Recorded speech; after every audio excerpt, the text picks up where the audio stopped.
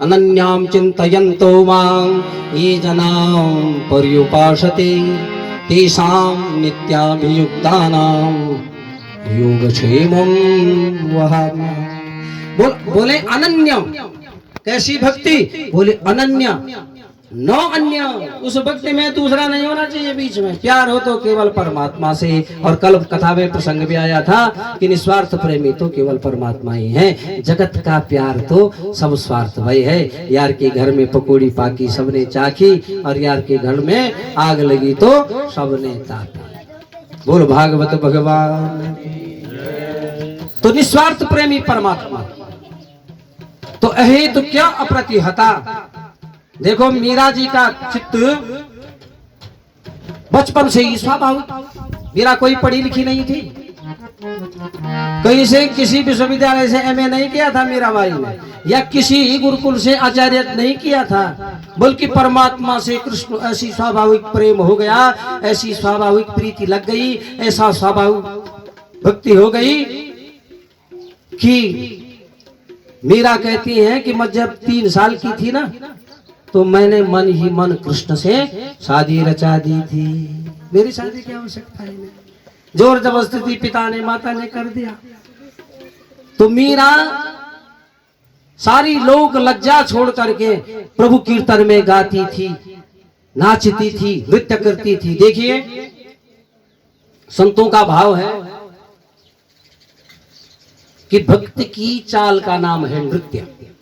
जब आदमी के हृदय में भक्ति होती है तो भक्ति की चाल का नाम नृत्य, और भक्ति की वाणी का नाम संगीत। भक्ति की वाणी का नाम संगीत। जब भक्ति आती है ना मन में, तो वाणी में संगीत अपने आप आता है, बनाना नहीं पड़ता। और गाना सब चाहते हैं, और जो यहाँ की कथा में कीर्तन नहीं गाते हैं ना, वो कहाँ गाते हैं? जब बाथरूम में नहाने जाते हैं वहां गाते हैं। बोलो भागवत भगवान की। गाना सब चाहते हैं, फर्क ये है कोई अच्छा गाता है, कोई गा के नहीं जानता है। एक बार क्या हुआ, विनोद की कथा है, भीमसेन को किसी ने भड़का दिया कि आप थोड़ा रियाज करें, आप बहुत बढ़िया गायक बन सकते हैं। और भीमसेन चौक लग गई महाराज भीमसेन को। झाड़ियों में गए, खूब बल से भी मोटे हैं, बुद्धि से भी मोटे हैं, गले से भी मोटे हैं, सब कुछ मोटा है भीमसेन का। तो झाड़ियों में गए रियाज करने, वहां आलाप करने लगे। इतने में क्या हुआ कि एक धोबी का गधा खो गया, और धोबी अपनी गधे की ढूंढ में जा रहा था उधर। उसने सुना, उसने सोचा झाड़ी में मेरा गधा तो नहीं है। वो बैठा रहा, देखता रहा, झाड़ी के अंदर की इधर से उधर से स्पष्ट नहीं दिखाई दे रहा था, झुरमुट ज्यादा थी। वहां भीमसेन आलाप भर रहे हैं। तो भीमसेन की दृष्टि पड़ गई धोबी पर, और भीमसेन ने देखा कि वाह यार, कुछ तो इम्प्रूवमेंट है, मैं अच्छा गा रहा हूं। एक व्यक्ति तो सुन रहा है, ये देखो ये धोबी कैसा सुन रहा है मेरे आलाप को। इसका मतलब यह मैं उत्तीर्ण हो सकता हूँ, गा सकता हूँ, मेरा सुर बढ़िया बन सकता है। भीमसेन झाड़ी से बाहर आए, धोबी को कहा कि तू क्या सुन रहा था, क्या देखा तूने? धोबी तो थर थर कांपने लगा कि ये भीमसेन नहीं, साक्षात मृत्यु के दर्शन हो चुके। बोले बोल बोल बोल, घबरा नहीं। बोले महाराज आपसे तो बड़े बड़े इतना महाभारत जिताया आपने, बड़े बड़े योद्धा घबराते हैं, मैं तो धोबी हूँ महाराज, गरीब आदमी। बोले बोल यार।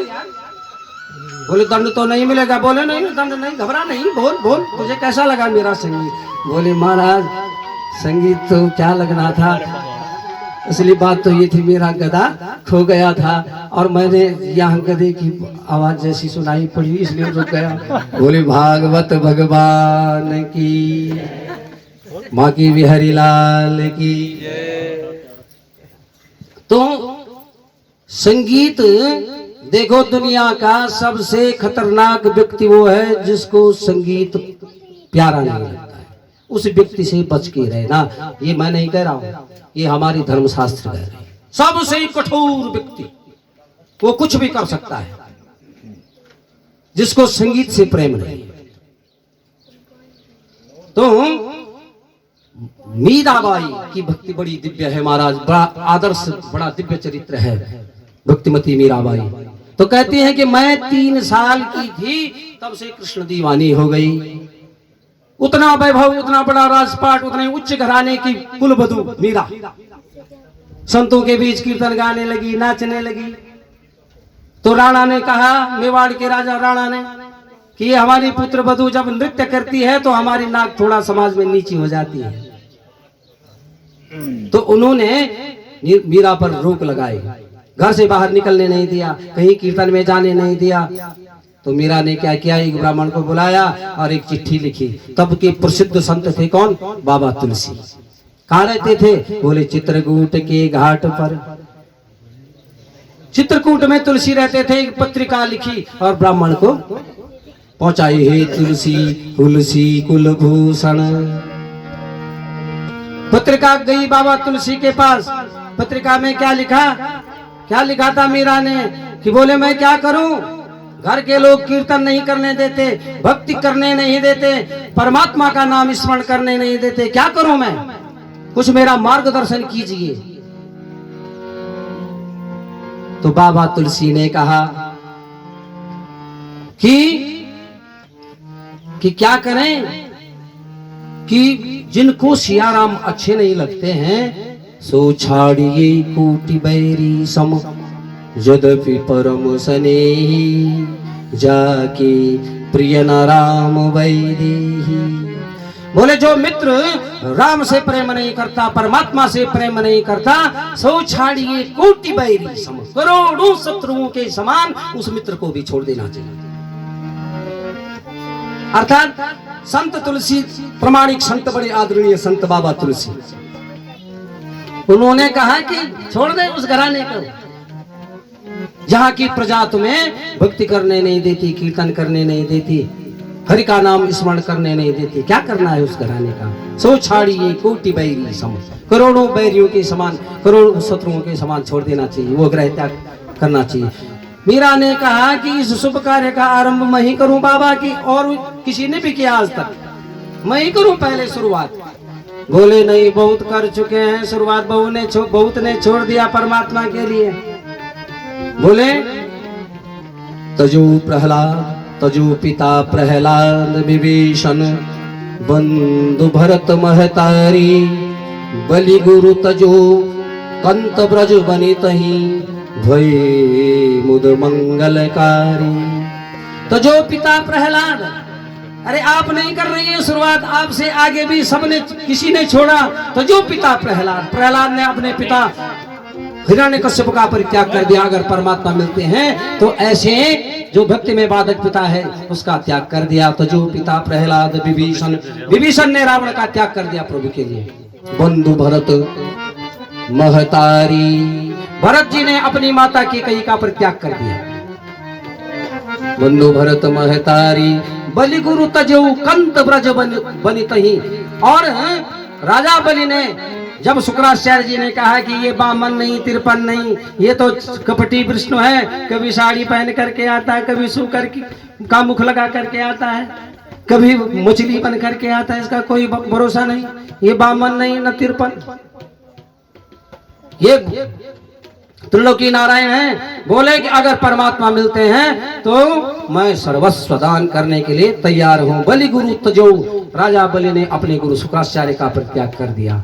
मीरा जी को जब ऐसी पत्रिका मिली, मीरा ने मेवाड़ का परित्याग किया और चित्रकूट में आकर के संतों के बीच परमात्मा की भक्ति करने लगी, नृत्य करने लगी। वहाँ कीर्तन चल रहा था, एक संगीताचार्य जी आए, उन्होंने देखा कि ये सब ढंग को ढंग गा रहे हैं, इनको राग का कोई पता नहीं, सुर का पता नहीं, अंतरा कहाँ गानी, अस्थाई कहाँ गाना, सौ कहाँ होगा, निषाद स्वर कहाँ लगेगा, कर्ण स्वर कैसे लगा।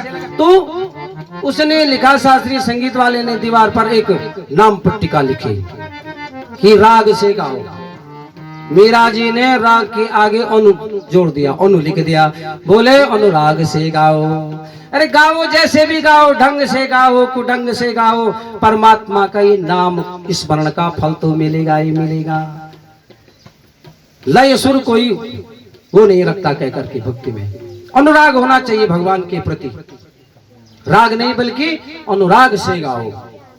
जैसे कैसे मिलती है परमात्मा के नाम को, ढंग से गाओ, कुढंग से गाओ। भाय कुभाय अलख आलस हो, भाय अलख आलस नाम जपत मंगल दिशि दश हो, नाम जपत मंगल दिशि दश।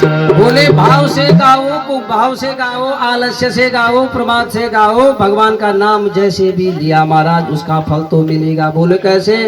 बोले जैसे बिजली को ज्ञानी छुएगा तो करंट मारेगी, अज्ञानी भी छुएगा तो करंट मारेगी। अग्नि को ज्ञानी भी छुएगा तो जलाएगी और अज्ञानी भी छुएगा तो जलाएगी। ऐसे ही भगवान का नाम है, ज्ञानी स्मरण करे चाहे अज्ञानी स्मरण करे उसका लाभ तो मिलेगा मिलेगा। जैसे एक किसान क्या करता है, खेत में बीज बोता है। किसान ये नहीं देखता कि बीज सुलटा गिरा उल्टा गिरा कैसा भी गिरा, पौधा तो जमना ही है। और माने पौधा तो उगेगा। तो ऐसे ही परमात्मा का नाम सुलटा गाओ उल्टा गाओ, भक्ति में सब माप, उसका फल तो मिलेगा ही मिलेगा महाराज। और यहाँ तो हमारे यहाँ जिन्होंने उल्टा नाम राम का नाम लिया वो ऋषि बन गए। उल्टा नाम जपत जग जाना, उल्टा नाम जपत जग जाना, उल्टा नाम जपत जग जाना, उल्टा नाम जपत जग जाना। वाल्मीक ब्रह्म समाना, वाल्मीक ब्रह्म समाना। वाल्मीकि क्या थे, क्या जीवन था वाल्मीकि का, सब जानते हैं वाल्मीकि की जीवनी। तो उल्टा नाम जपा था, राम नहीं जपा बल्कि मरा मरा जपा। और राम नाम की महिमा ऐसी, मरा मरा भी बोलेंगे ना तो अपने आप राम राम बन जाएगा। मरा मरा मरा मरा मरा मरा मरा मरा मरा मरा राम राम राम अपने आप बन जाएगा। तो वाल्मीकि ब्रह्मा के समान बन गए।